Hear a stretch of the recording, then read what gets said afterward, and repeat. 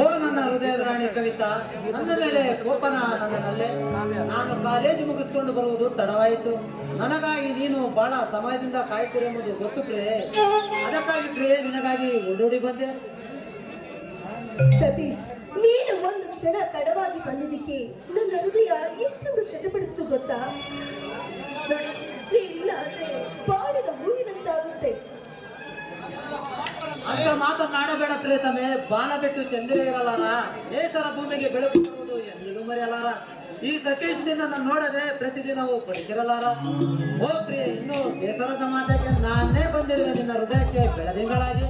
ಈಗಲ ಅದು ಮಗು ಚೆಲ್ಲಬಾರದೆ ಪ್ರಿಯತಮೆ. ಪ್ರಿಯಕರ, ಇನ್ನು ಮುಂದೆ ನೀವು ಯಾವತ್ತೂ ತಡವಾಗಿ ಬರಬೇಡಿ. ಈ ರೀತಿ ಬಂದು ನನ್ನನ್ನು ಕಾಯಿಸ್ಬೇಡಿ. ಯಾಕಂದ್ರೆ ಗಿಡ ಇಲ್ಲ ಅಂದ್ರೆ ಹೂವು ಇರೋದಿಲ್ಲ, ಅದರಂತೆ ನೀವಿಲ್ಲ ಅಂದ್ರೆ ನಾನು ಕೂಡ ಸಂತೋಷವಾಗಿರೋದಿಲ್ಲ. ಪ್ರಿಯತಮೆ, ನಮ್ಮಿಬ್ಬರ ನಡುವೆ ಅರಳಿದ ಪ್ರೀತಿಯ ಕುಸುಮ ಎಂದಿಗೂ ಬಾಡುವುದಿಲ್ಲ. ಪ್ರಿಯತಕ್ಕೆ ಗಗನಕ್ಕೆ ಹತ್ತಿರ ತೆಂಗಿನ ಮರದಷ್ಟೇ ಎತ್ತರ. ನಮ್ಮೊಬ್ಬರ ಪ್ರೀತಿ ಎಂದಿಗೂ ಅಜರಾಮರ. ಮಲ್ಲಿಗೆ ಮನದಲ್ಲಿ ಬೆಳಕಾಗಿ ನೆಲೆಯುವುದೇ ಬಾನಿನ ಚಂದಿರ. ಪ್ರಿಯಕರ, ನಿಮ್ಮ ಜೊತೆಯಲ್ಲಿ ಮಾತಾಡ್ತಾ ನಿಂತರೆ ಸಮಯ ಹೋಗಿದ್ದೇ ಗೊತ್ತಾಗುವುದಿಲ್ಲ. ನೋಡಿ, ಈ ಪ್ರೀತಿ ಪ್ರೇಮ ಎನ್ನುವ ಎರಡಕ್ಷರಕ್ಕೆ ಆ ಭಗವಂತ ಅದೆಷ್ಟೊಂದು ಶಕ್ತಿ ಕೊಟ್ಟಿದ್ದಾನಲ್ವೇ? ಕವಿತಾ, ಪ್ರೀತಿ ಎನ್ನುವುದು ಕಣ್ಣಿಗೆ ಕಾಣಿಸುವುದಿಲ್ಲ, ಕಿವಿಗೆ ಕೇಳಿಸುವುದಿಲ್ಲ. ಅದು ನಮ್ಮಂತ ಪ್ರೇಮಿಗಳ ಹೃದಯಕ್ಕೆ ಮಾತ್ರ ತಿಳಿಯುತ್ತದೆ ಕವಿತಾ. ಪ್ರಿಯತಮೆ, ಹಕ್ಕಿಗಳು ಜೊತೆಗೆ ಹರಿದರ ಜೋಡಿ, ಪ್ರೇಮಿಗಳ ಮನಸ್ಸು ಬೆರೆತರೆ ಅದ್ದೇವೆ ಪ್ರೀತಿ ಪ್ರೇಮ.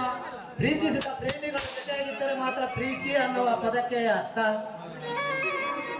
ಸತೀಶ್, ನೀವೇ ನನ್ನ ಉಸಿರು, ನೀವೇ ನನ್ನ ಪ್ರಾಣ. ನೋಡಿ, ಎಲ್ಲ ಪ್ರೇಮಿಗಳಂತೆ ನಮ್ಮ ಪ್ರೀತಿ ಆಗಬಾರದು ಅಷ್ಟೇ.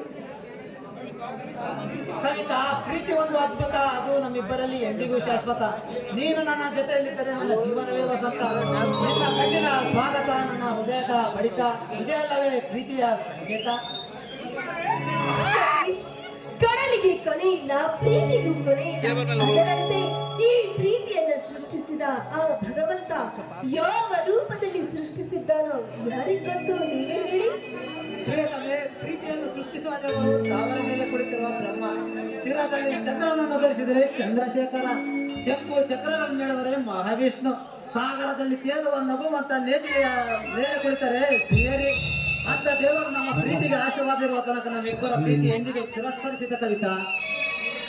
ಪ್ರಿಯತಮ, ನಿಮ್ಮ ಮಾತು ಕೇಳಿದ್ರೆ ನಾನೇ ಸೋತು ಕರೆದು ಹೋಗ್ತೀನಿ ಅಲ್ವೇ?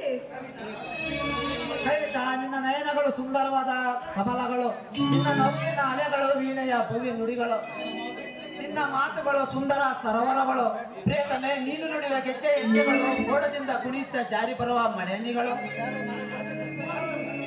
ಸತೀಶ್, ಹಾಗಾದ್ರೆ ನನ್ನ ನಗುವನ್ನ ಯಾವ ಹೂವಿಗೆ ಹೋಲಿಸ್ತೀರಾ? ಪ್ರಿಯತಮೆ, ನಿನ್ನ ನಗುವನ್ನು ಅಲೆಗಳ ಸಂಗಮದಲ್ಲಿ ನಗುವಂತ ನೇಗಿಲಿಗೆ ಹೋಲಿಸಿದರೆ ಮಲ್ಲಿಗೆಗೆ ಹೋಲಿಸಿದರೆ ಬೇರೊಬ್ಬರ ಮುಡಿ ಸೇರಿವೆ. ನೀರನ್ನು ತೊರೆದು ಮಿನುಗು ತಾವರೆಗೆ ಹೋಲಿಸಿದರೆ ಇದರಲ್ಲಿ ಮಾತ್ರ ನಗುವೆ. ಒಂದು ಸೂರ್ಯಕಿರಣ ಸೋಕಿದರೆ ಸಾಕು ಕಾಣದಂತಾಗುವ ಕವಿತಾ. ನಿನ್ನ ನಗುವನ್ನು ಯಾವ ಹೂವಿಗೆ ಹೋಲಿಸಿದರೂ ಬಾಡಿ ಹೋಗುವೆ.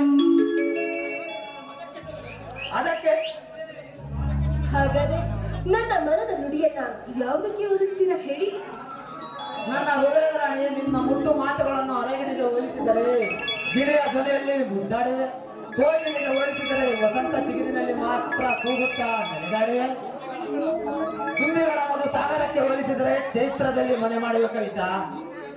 ಮುಂಜಾನೆಯ ತುಂತುರು ಇಬ್ಬನಿಗೆ ಹೋಲಿಸಿದರೆ ಚೈತ್ರದಲ್ಲಿ ಮನೆ ಮಾಡಿವೆ. ನಿನ್ನ ನುಡಿಗಳನ್ನು ಈ ಚಲವಾದ ನಗುವನ್ನು ಉಳಿಸಿರುವ ಕವಿತಾ. ಪ್ರಿಯಕರ, ನೀವು ಇದೇ ರೀತಿ ವರ್ಣನೆ ಮಾಡ್ತಾ ಇದ್ರೆ ಕವಿಗಳಾಗ್ಬಿಡ್ತೀರಾ ಅಷ್ಟೇ. ಪ್ರಿಯತಮೆ, ನಿನ್ನ ಹೆಜ್ಜೆ ಗುರುತನ್ನು ಬಾನಿನಿಂದ ಭೂಮಿಗೆ ಮುತ್ತಿಕ್ಕುವ ಮಳೆನಿಗೆ ಹೋಲಿಸಿದರೆ ಭೂಮಿಯಲ್ಲಿ ಹೋಗಿವೆ. ಅಲೆಗಳಲ್ಲಿ ಈಜಾಡುವ ಅಂಶಗಳಿಗೆ ಹೋಲಿಸಿದರೆ ನೀನಿಟ್ಟಿ ಹೆಜ್ಜೆ ಗುರುತೇ ಕಾಣುವುದಿಲ್ಲ.